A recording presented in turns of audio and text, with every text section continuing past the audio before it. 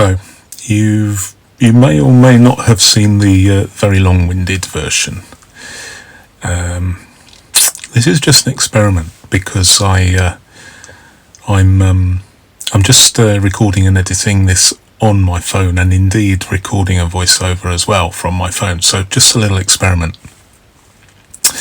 But as you can see, I'm using the Filofax college organizer, and I'm going to dissect it for the purposes of science. Basically, this isn't a Filofax that I've ever used. I think I bought it at a charity shop for a few pounds, but I have an experiment I want to conduct with the rings of a pocket-sized binder, and so these ones, because they're riveted in, are going to be the donor rings for a future project. So I just think sometimes it's worth seeing what's inside something, and in this case we're going to have a look at the Filofax itself, what's inside. I'm not saying that this is the same for every Filofax or every binder,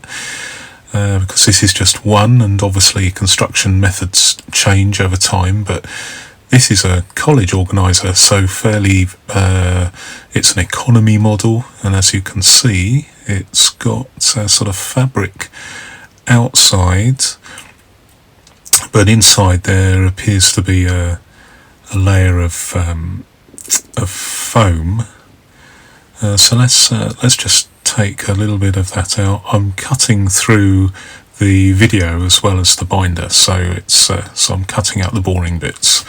But here we go. So I'm moving some of this foam, and inside it does appear to be made. The main part of it appeers to be what looks like cardboard. I'm cutting away the trim. There's so much glue and mess here that it took a while, but basically it's a layer of cardboard.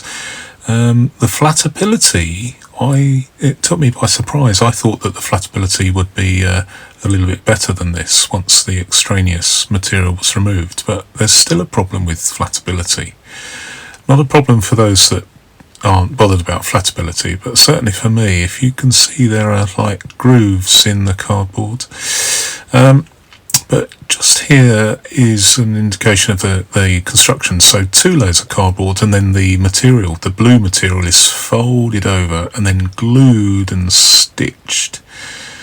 And I naively thought I could just use the cardboard as a basis of something, but it was just too covered in glue and stitches and too fragile, really. So we had to just we're just going to basically use the rings rather than anything else. But it's interesting how it's folded over and sandwiched and then stitched. As you can see, it's sort of